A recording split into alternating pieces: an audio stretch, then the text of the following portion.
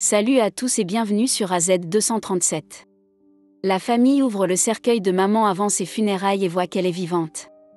Pouvez-vous imaginer perdre un être cher, alors que vous êtes à ses funérailles, il se réveille et vous demande d'ouvrir son cercueil?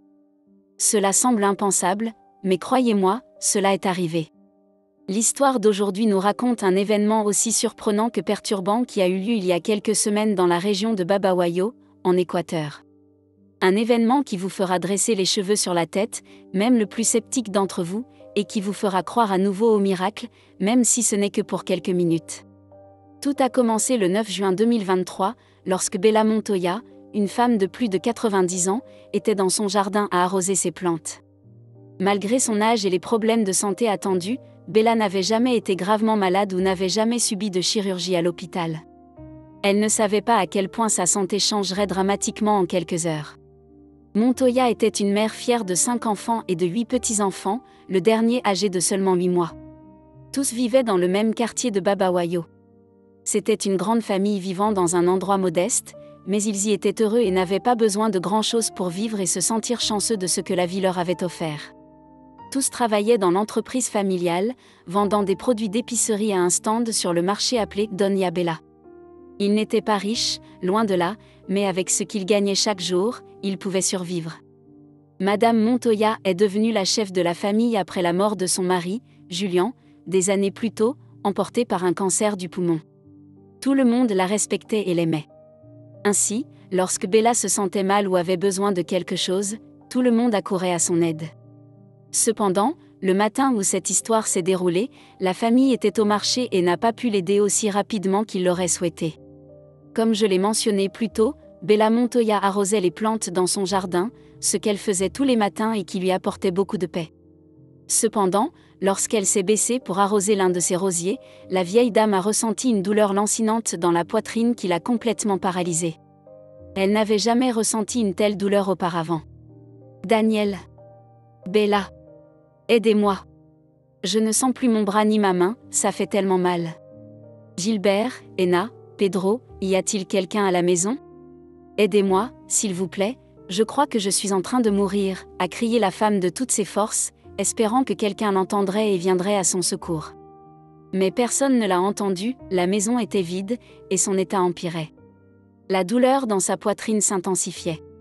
Bien qu'elle ait fait de son mieux pour rester éveillée tout en appelant à l'aide, la douleur l'a emportée, et elle a perdu connaissance. Heureusement, son fils aîné, Gilbert, est arrivé à la maison juste 15 minutes après qu'elle ait perdu connaissance et a pu l'aider. « Maman, tu m'entends? Qu'est-ce qui t'est arrivé?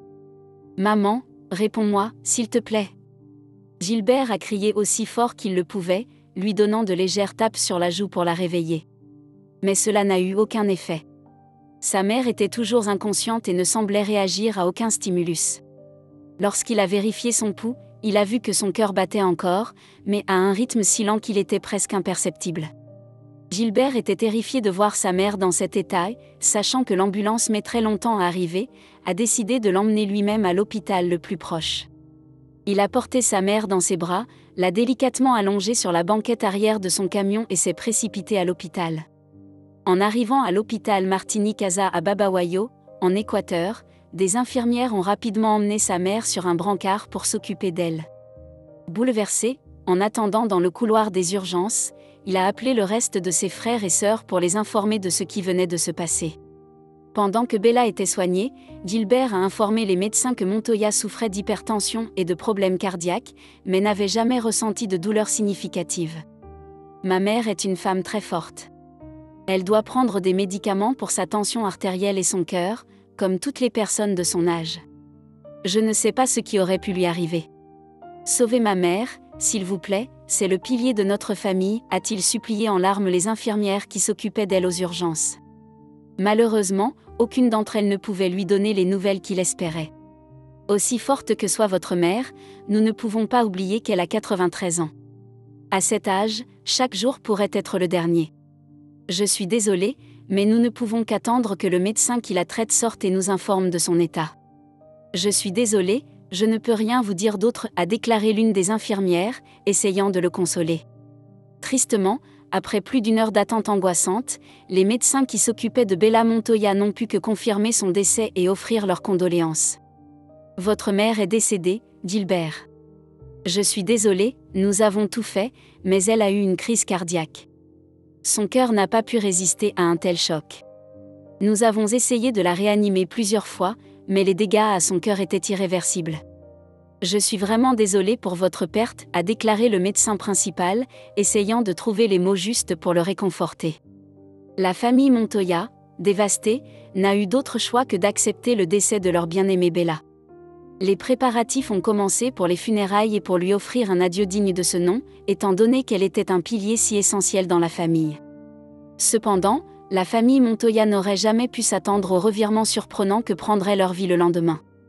L'entreprise de pompes funèbres a appelé pour confirmer les derniers arrangements pour le cercueil, et lorsqu'ils l'ont ouvert pour le présenter à la famille, Bella Montoya était vivante. Miraculeusement, elle avait repris vie après plus de 15 heures d'être déclarée morte. Les médecins et les membres de la famille étaient incrédules. Je suis médecin depuis plus de 30 ans, et je n'ai jamais rien vu de tel auparavant. Votre mère est un véritable miracle, s'est exclamé l'un des médecins.